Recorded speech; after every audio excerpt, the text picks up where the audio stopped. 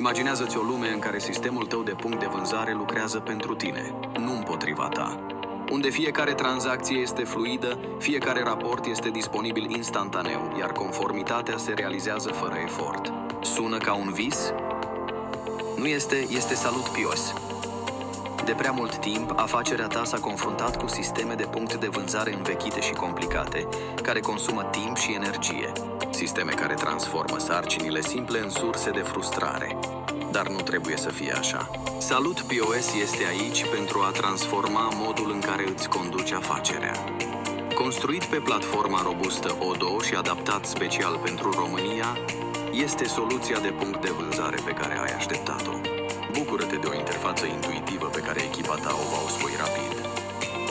Lucrează online sau offline fără să pierzi nicio vânzare.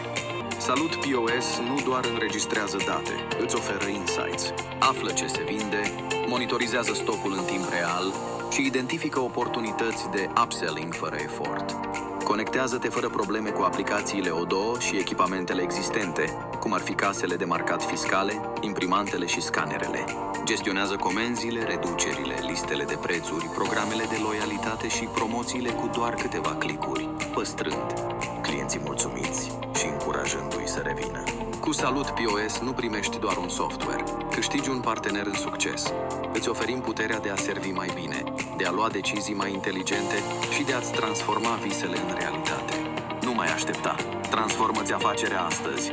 Vizitează site-ul nostru sau contactează-ne acum pentru o demonstrație. Viitorul retail-ului este aici. Întâmpină-l cu Salut POS.